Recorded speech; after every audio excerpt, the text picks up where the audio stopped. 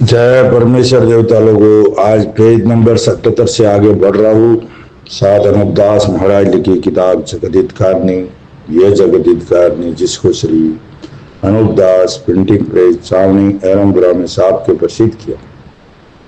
तारीख 17 अप्रैल सन 1909 जावेसाज बुद्धि 12 संवत 1965। भाइयों, ये किताब जो है सात अनूपदास महाराज लिखी किताब पूरे विश्व को बचाने के बारे में है। दोस्तों, इस किताब को हिंदू, मुसलमान और अंग्रेज तीनों कौम के लिए और 84 लाख जीवा जो पशु पक्षी, झाड़, वनस्पति, सूरज, चांद, जमीन माता सबके लिए है।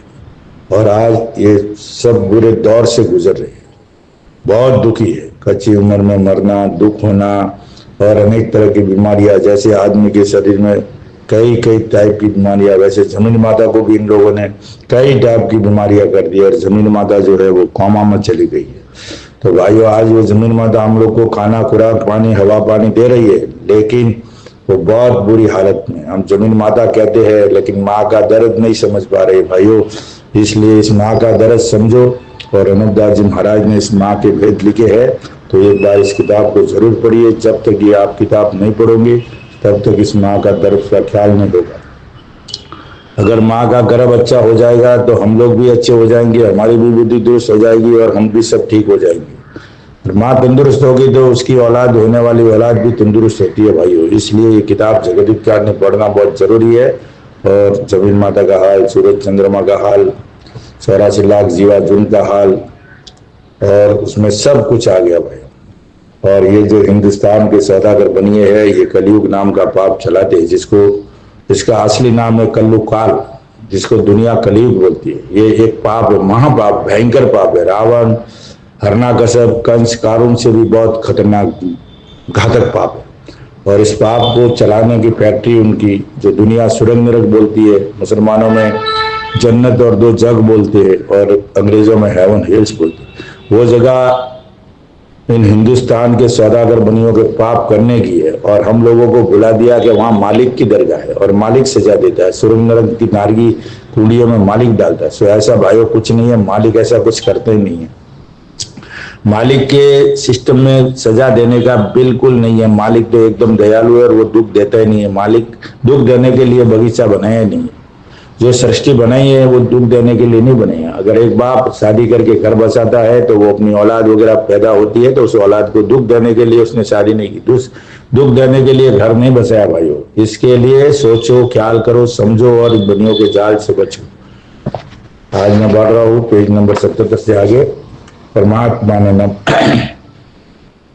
हजार हजार शुक्र ज्योतिष रूप निरंजन निराकार का, कि जिसने जमीन व आसमान को बनाया और तमाम सृष्टि को पैदा किया, परंतु उसकी कारीगरी का भेद किसी पर जाहिर नहीं हुआ कि क्या भेद है।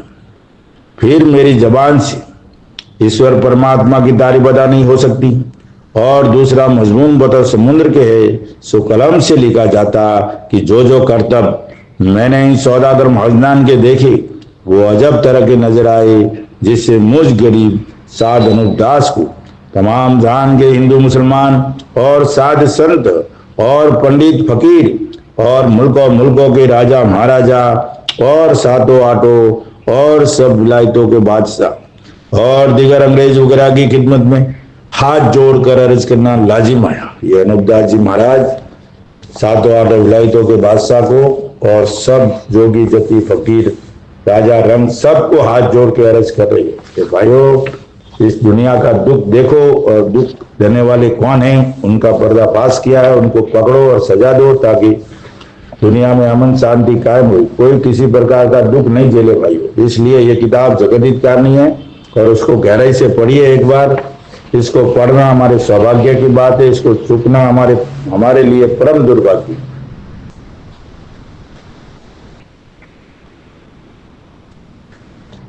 पेज नंबर 77 से आगे बढ़ता हूं।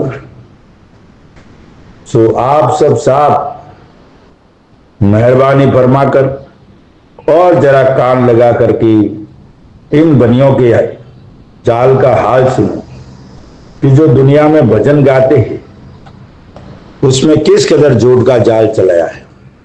अब भजन वाले जो भजन दुनिया में गाते हैं, राग प्यासी, मीठा प्यासी, वो प्यासी, कई कई तौर के भजन बनाए हैं।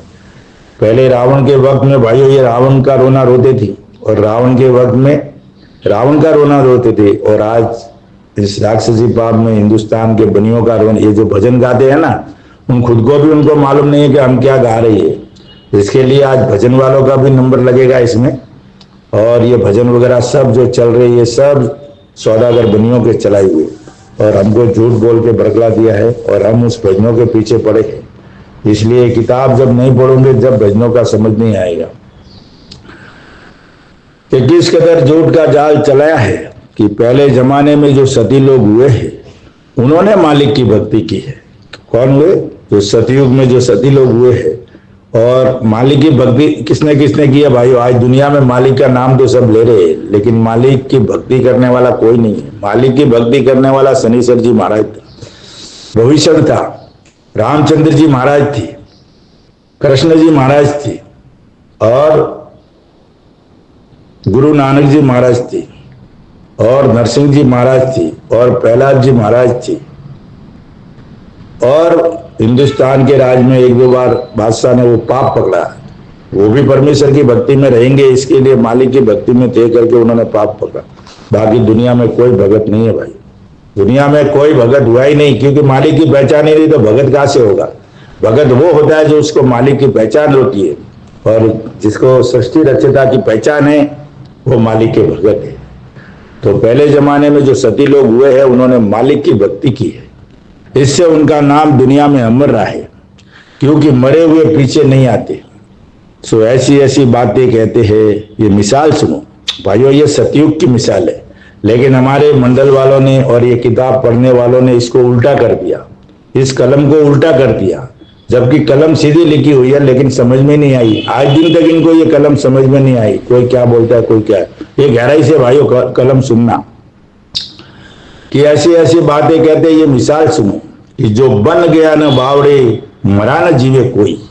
सो ये बात सबको ही सूझती है। ये कलम जो भाइयों है ये सतयुग की कलम। सतयुग में ऐसा था कि जो बन गया वो न बावड़े, यानी बना वो खराब नहीं होता था, और जो मर गया वो जिंदा नहीं होता था। वो कैसे नहीं होता था? कि जो बन गया सतयुग में तो उसमें सिस्टम पाप था ही नहीं, तो खराब होता ही नहीं था। और जो मर गया वो जिंदा नहीं होता था, क्योंकि पूरी उम्र पाके मर गया। झाड़ के ऊपर पीला पत्ता होके गिरता है तो वो वापस हरा नहीं हो सकता है, कितना भी जादू करो उसके ऊपर तो वो हरा नहीं होता है। इसके लिए ये सतयुग की कलम है भाइयों। और हम लोग को क्या बता रहे ये अनुमंडल वाले हैं और भी कोई बड़े बड़े वक्ता है कि जो बन गया, जौवन गया और वापस नहीं आता है, और मरा हुआ जिंदा नहीं होता है। तो जौवन तो 10,000 बरस की उम्र है, तो जौवन कहाँ जाएगा भाई? जौवन कभी जाएगा, कैसे जाएगा? तो ये कलम के ऊपर ख्याल करो। सो ये बात सबको ही सूझती है कि मरे हुए पीछे नहीं आते हैं। और आगे राजा रावण ने राक्षसी विद्या चलाई थी, और जबकि भजन गाते हैं और ये कहते हैं कि रावण के वक्त का रोना रोते हैं, और अब जो भजन गाते हैं सो अब इन बनियों का रोना रोते हैं कि 5 करोड़ से प्रहलाद जागेगा, और 7 करोड़ से हरिश्चंद्र, और 9 करोड़ से पांडु राजा ज्येष्ठल राजा समेत जागेगा। सो ये बात दुनिया में कहते हैं। और अलावा 12 करोड़ से बलराजा जागेगा, सो भी दुनिया में कहते हैं। तो भाइयों ये 5 करोड़, ये 7 करोड़, और ये 9 करोड़, ये 12 करोड़, इसका गणित आप समझते हो? इसका गणित ऐसा है कि प्रहलाद के जमाने में सती पुरुष जो थे 5 करोड़ मरे, और हरिश्चंद्र के जमाने में 7 करोड़ सती पुरुष मरे, और पांडु राजा ज्येष्ठल राजा समेत जागेगा, उसमें 9 करोड़ हरिश्चंद्र के 5 करोड़ से प्रहलाद जागेगा। प्रहलाद के जमाने में 5 करोड़ मरे, 7 करोड़ से हरिश्चंद्र जागेगा, ये हरिश्चंद्र के जमाने में मरे हैं, और 9 करोड़ से पांडु राजा ज्येष्ठल जागेगा, ये पांडु राजा के जमाने में मरे हैं, और अलावा 12 करोड़ से बल राजा जागे। सबसे पहले स्टार्ट में बल, मुझे वो जाल चलाया तब, तो बल राजा 12 करोड़ से बल राजा जागेगा। तो ये टोटल मिला के 33 करोड़ हुए। हमारे जो कुल देवी देवता है ना, इनकी संख्या, ये सब सती पुरुष थे, अच्छे नेक पुरुष थे, लेकिन जो जो जमाने में आज ये पता चला है कि ये सब जागेंगे मसानों में गड़े हुए और जिंदा होकर के आएंगे और पाप को छुड़ाएंगे, तो भाइयों ऐसा कुछ नहीं होगा। जो बन गया ना बावड़े मराने जीवे कोई, जो मर गया अभी वो जिंदा नहीं। जादू से हजारों में लाखों में एक दो को जिंदा बनिया कर सकता है, सबको करेगा तो उसके भी दीवाना निकल जाएंगे। सिद्धाई चलाने के लिए लाखों में एक दो को जिंदा करता है। तो ये बात दुनिया को समझनी चाहिए और किताब को पढ़नी चाहिए। तो ये 33 करोड़ देवता होंगे हमारी, जो आज 33 करोड़ देवता जो हम बोलते हैं ना, ये टोटल गणित लगाओ तो आपको 33 करोड़ की संख्या आएगी। और यही इन्हीं के बारे में बोलते हैं। जैसे आज बोलते हैं ना रामापीठ नकलंग जागेगा और नकलंग अवतार होगा। अवतार कुछ नहीं है, अवतार सब हम ही है। हम लोग सब पशु पक्षी जानवर सब अवतार है, जो माँ की तरफ से पैदा होता है। सृष्टि बनाई है जब से, ये अवतार ही है। अवतार का मतलब ये जन्म लेना। बलराजा सो भी दुनिया में कहते हैं, और जो कि राजपूतों में रामदेव जी भगत हो गए, वो भी भक्ति की है, उन्होंने 9 खंड तक भक्ति की है और वो जात के तुवर थी। उनके बारे में तमाम जान के लोग कहते हैं कि रामापीठ नकलंग जागेगा, जब मरे हुए मुर्दे भी जागेंगे कि मसानों में गड़े हुए। सो ऐसे ऐसे हालात दुनिया के लोग भजनों के अंदर गाते हैं। अभी ये जो भजनों में गाते हैं ना, अभी ये लोग बोलेंगे ये भजन नहीं है, वो भजन है, रात ब्यासी है, ऐसा भजन जितने भी है वो सब भाई सब झूठे भजन है।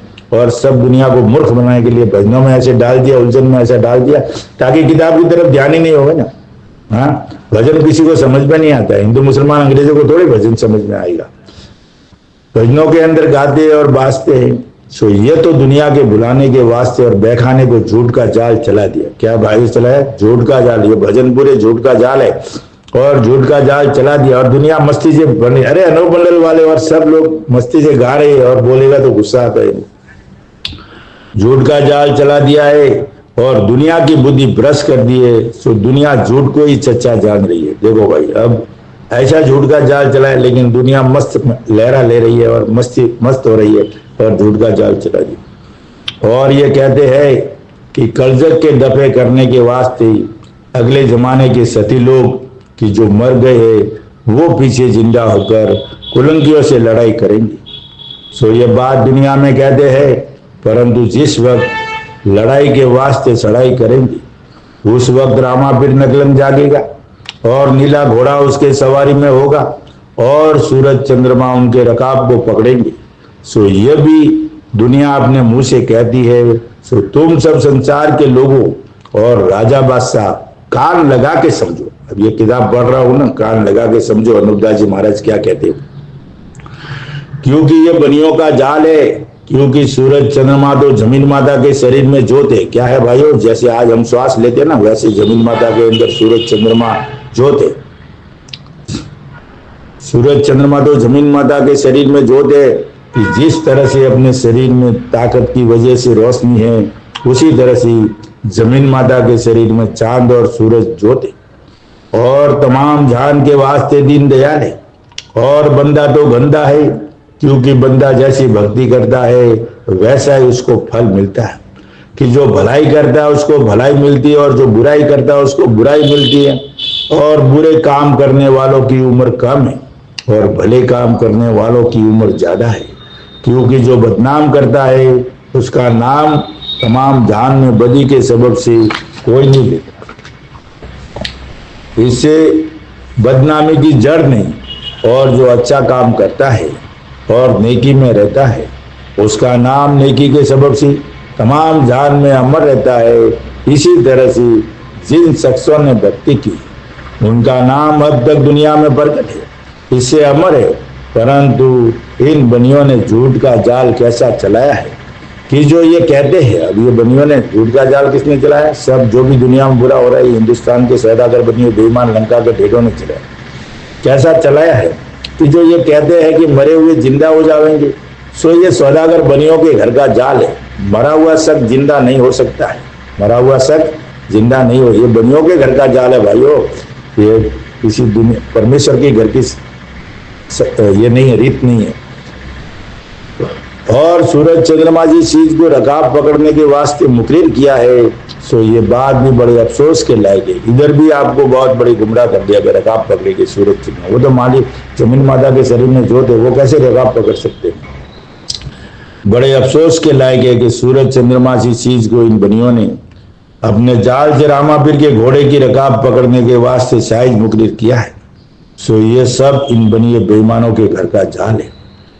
क्या है? बनियों बेईमानों के घर का जाल है, ये मालिक की कुदरत नहीं है। सो अब तुम सब हिंदू मुसलमान और अंग्रेज और सब परमेश्वर की रचना ख्याल करो। आप सब परमेश्वर की रचना हो और परमेश्वर की रचना का ख्याल करो। परमेश्वर की रचना ख्याल करो कि इन बनियों ने तमाम जान के लोगों की अक्ल को खराब कर दिया है और ये जाल अक्ल खराब करने के लिए चलाया है। क्या चलाया है? ये सब जो भी करतब चलाई, ये पहले तो बुद्धि को टारगेट कर दिया, बुद्धि अक्ल खराब कर दी, फिर झूठ की बातों को यकीन से सच्चा समझा दिया। पहले बुद्धि खराब करके जितनी झूठ की बात है, आज झूठ जो भी है ना वो बहुत अच्छे से सुनता है, लेकिन सच सुनने की हिम्मत ही नहीं, क्योंकि उसकी बुद्धि एकदम भ्रष्ट है। तो सच तो उसके अंदर घुसेगा ही नहीं। सच कब सुनेगा? जब उसकी बुद्धि दुरुस्त होगी। और बुद्धि दुरुस्त कैसे होगी?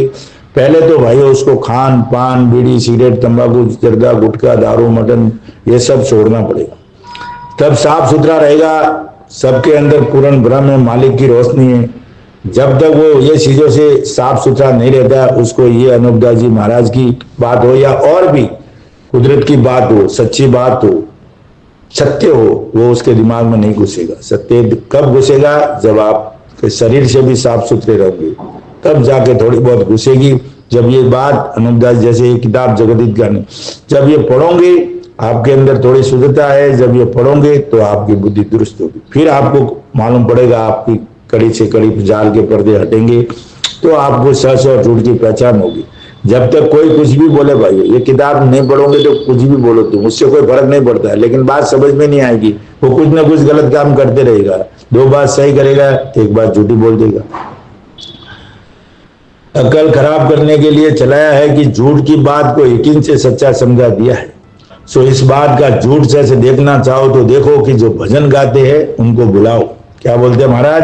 कि जो भजन गाते हैं उनको बुलाओ और उनसे भजन गवा गवा के सुनो, जिसके सुनने से तुमको कुल हाल मालूम हो जाएगा। अब देखो भाई, जो ये अनूपदास जी की बात जिसको समझ में नहीं आती है, उनके बारे में कहते हैं कि किताब पढ़ने के बाद अगर मेरी बात नहीं समझते तो भजन गाने वालों को भजन गवा गवा के सुनो, तब तुमको समझ में आएगा कि ये भजन क्या बोल रही है और कैसा समझा रही है, और इस किताब से मिलान करो ये झूठ है कि सच है।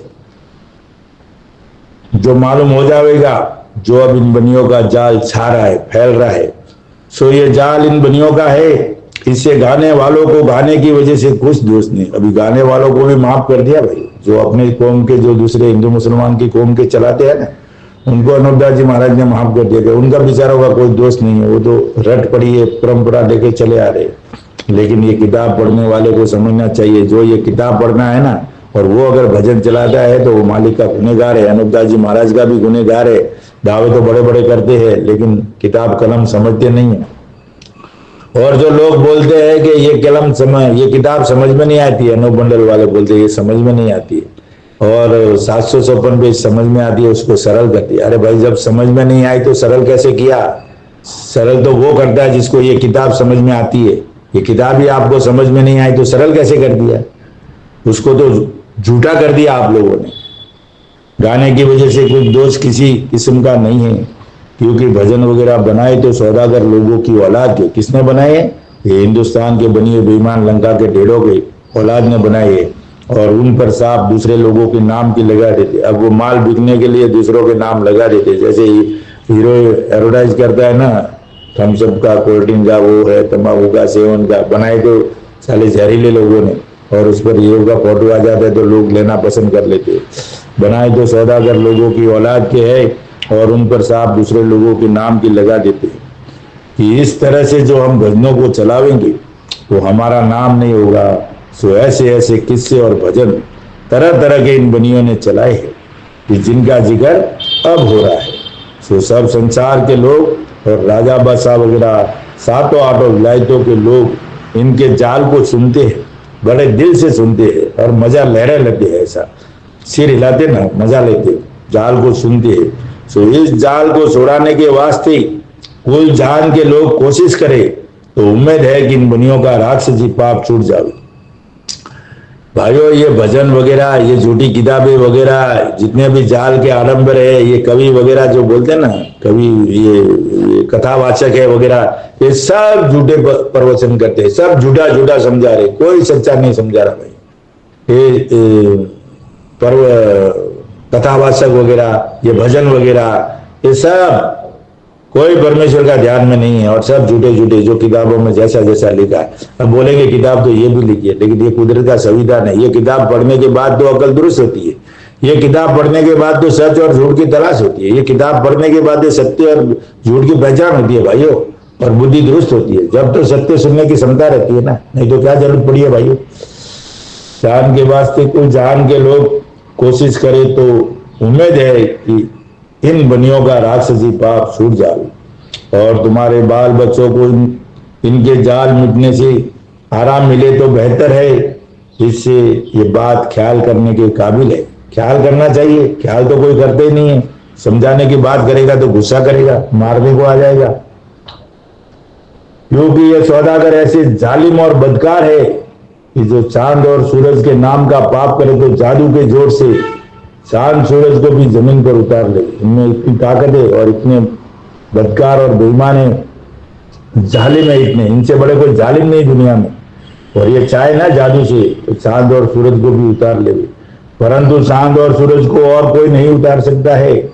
हाँ, ये बात बेशक हो सकती है कि जो बनिए जादू के जोर से जमीन पर उतारना चाहे तो उतार ले, क्योंकि ये राक्षसी पाप करते हैं और राक्षसी पाप को ये ताकत है। देखो भाइयों, राक्षसी पाप में फुल ताकत है, जो चाहे वो कर सकता है। और आज ये हिंदुस्तान के सौदागर बनिए बेईमान लंका के टेढ़ राक्षसी पाप से जो चाहे वो पूरी दुनिया के ऊपर राज करना चाहते और पूरी दुनिया का धन लेना चाहते। इसलिए अनूपदास जी महाराज की भाइयों एक बार किताब पढ़ो और गहराई से ख्याल करो। ताकत है कि जो चाहे वही करे। सुना से ये बनिए इसी तरह से चांद और सूरज को उतार सकते हैं। सो अजब नहीं कि जब इनके दिल में उतारने की आवेगी तो उतार देंगे, और ये भी करिश्मा करके दिखा देंगे। जब इनके दिल में आएगी तो जैसा माहौल रहेगा उस हिसाब से ये काम करेंगे। कि यह सूरज चंद्रमा जमीन माता के देह में जोत है, कि जिस तरह से अपने शरीर में जोत है, परंतु इससे पहले जो किस्सा का जिक्र किया गया वो कुल जाल है। क्योंकि इन्होंने किस्म किस्म के जाल बेअंदाज चला दिए हैं, जिसका कुछ भी शुमार नहीं, बल्कि सैकड़ों किस्म के किस्से चला दिए। इसे जिसके पढ़ने से कुल हाल इन बनियों का जाल का मालूम होता है। सो ये ऐसे ऐसे किस्से इन बनियों ने इस वास्ते चला दिए कि जो आइंदा को जाल चलावेंगे तो संसार के लोग ये जानेंगे कि अगले लोग करामती किताबों में लिख गए। और किताबों में लिखने से ये लोग मानते कि अगले लोगों ने किताबों में लिख गए और भजनों वगैरह में और मुँह जुबानी किस्सा कह गए।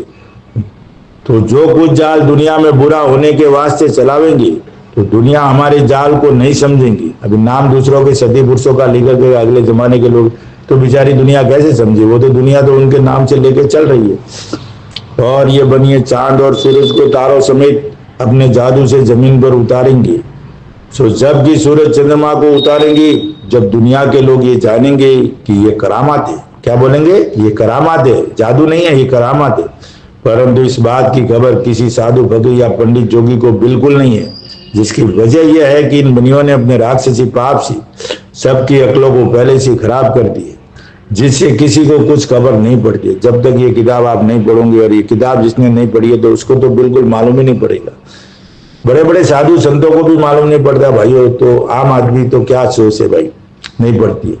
बल्कि ऐसा सोचता है कि हम करामती हो गए, और दुनिया भी जानती है कि करामाती है, परंतु इतना ख्याल नहीं करती कि सूरज चंद्रमा को तारों समेत जमीन पर उतारते हैं तो वो जब उतारते हैं कि जब जमीन माता के नाम का पाप 84 लाख कुंडियों के ऊपर कराते।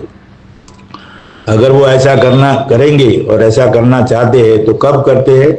जब सूरज चंद्रमा के नाम का पाप कराएंगे जमीन तारों समेत उतारना चाहे तो 84 लाख कुंडियों को, और 84 लाख कुंडिया क्या है, जहां दुनिया स्वर्ग नरक बोलती है, वहां पे जब पाप करते हैं तो वो दुनिया को ऐसा उतारने का सुझाव देंगे कि भाई ये उतार लिया करके। जब वहां पाप नहीं करेंगे जब तक नहीं उतार सकते। उतारते हैं तो वो जब उतारते हैं कि जब जमीन माता के नाम का पाप 84 लाख कुंडियों के ऊपर, जमीन माता के नाम का पाप 84 लाख कुंडियों के ऊपर कराते हैं, जब जमीन माता का दम घुटता है, जिस तरह से आदमी का दम बीमारी के सबब से घबराता है और घुटता है, जब ये बोलते ना घरन क्या चीज होती है, घरन करना बोले तो जमीन माता का दम घुटना, सांसें रोकना, और उस सांसें रोकने से करोड़ों जीव मरते भाई, करोड़ों जीव जमीन माता के पेट में मर जाते हैं, इतना बड़ा दुख होता है।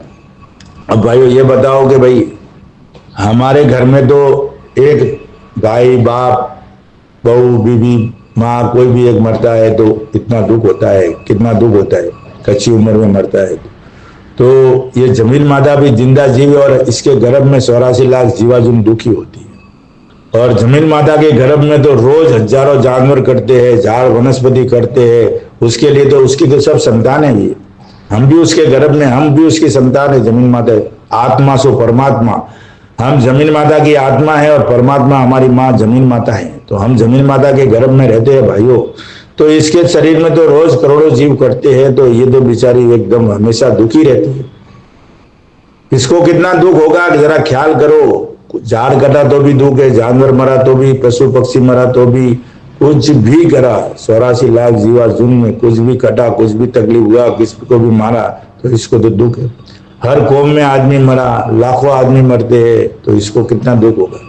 हमारे घर में एक आदमी मरता है तो इतना दुख। जरा सोचो और ख्याल करो, अपनी अकल के ऊपर जोड़ दो भाइयों, तब ये बात समझ में आएगी कि गरन करते हैं ना, सांसें रोकते तो गरन होता है, और गरन रहने से जमीन माता के पेट में लाखों करोड़ों जीव मर जाते। जब करोड़ों जीव मरते, जब जमीन माता का एक बाल खंडित होता है, एक बाल भर में करोड़ों जीव रहते। इतनी बड़ी, इतना इसका विशाल शरीर है, लेकिन अब उसको दुबली करती है, बीमार करती है, क्योंकि ये जल का आहार करती है और पानी बराबर पीती नहीं है। दम बीमारी के सबब से घबराता है, वह उठता है, परंतु जमीन माता का दम चांद सूरज उतारने के सबब से घबराता है, क्योंकि यह बनिए जमीन माता के नाम का पाप 84 लाख कुंडियों के ऊपर करावेंगी।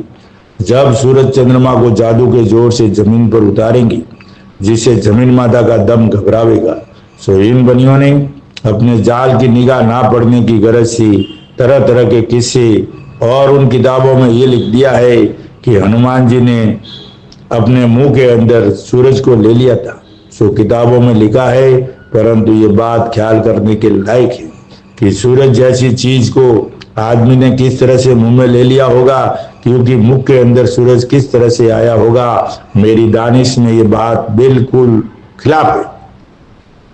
तो ये किताबों में लिखी हुई है भाइयों कि सूरज को हनुमान जी ने मुंह के अंदर ले लिया, तो सूरज मुंह में किस तरह से आया, ये तो जमीन माता की जोत है, किस तरह से आया होगा मुंह के अंदर। तो ये बात बिल्कुल झूठी है। अब झूठी बात कहने को जाएगा तो लोग भड़केंगे, लेकिन जब झूठी बात कब साबित होगी, जब आप लोगों की अकल दुरुस्त होगी। जब तक आप लोगों की अकल दुरुस्त नहीं है, जब तक किसी को कुछ मालूम नहीं पड़ेगा। इसलिए भाइयों, हिंदू मुसलमान अंग्रेज और सभी लोग इस किताब को एक बार जरूर पढ़िए। पढ़ने से आपको सब, आपकी बुद्धि भी दुरुस्त होगी, जाल के पर्दे हटेंगे और दुनिया में अमन शांति कायम होगी। पूरी दुनिया में सतयुग लाना है भाइयों, तो इस किताब को एक बार जरूर पढ़िए। ये किताब कोई मजहब के बारे में, ज्ञान के बारे में कुछ नहीं है। ये सिर्फ और सिर्फ हिंदुस्तान के सौदागर बनियों के बारे में, राक्षसी पाप छोड़ाने के बारे में हिदायत है भाई। पर जब तक ये किताब नहीं पढ़ोगे तो ये जाल के पर्दे हटेंगे नहीं, आपकी बुद्धि दुरुस्त होगी नहीं। बुद्धि दुरुस्त नहीं होगी तो सच और झूठ की समझ में नहीं आएगी। इसलिए अनूपदास जी महाराज पूरी दुनिया में, पूरे संसार में सातों आठों विलायतों के लोगों को, राजा बादशाह को, जोगी जति को हाथ जोड़ के अर्ज कर रहे हैं कि मेरी दानिश पे एक बार ख्याल करो। इस किताब को पढ़ना बहुत जरूरी है भाइयों, और जिस भाई को ये किताब चाहिए निःशुल्क मिलेगी। इसका एड्रेस है अनूपदास प्रिंटिंग प्रेस, छावनी एरमपुरा 30 70 27 राजस्थान। संपर्क के लिए 8905653801। दोस्तों, जो भी भाई को ये किताब चाहिए निःशुल्क मिलेगी और इसको पढ़ना हमारे लिए सौभाग्य और सुअवसर है। इसको चूकना परम दुर्भाग्य। जब तक आप ये किताब नहीं पढ़ोगे, जब तक किसी की भी बुद्धि दुरुस्त नहीं होगी। और बुद्धि अगर दुरुस्त करना है, और हिंदुस्तान के बेईमान बनिए लंका के ढेड़ों ने बुद्धि पूरी भ्रष्ट कर दी है। इसलिए भाइयों जरूर पढ़ना, और कल से चालू होगा पेज नंबर 80 से आगे बढ़ो। जय परमेश्वर, जय परमेश्वर।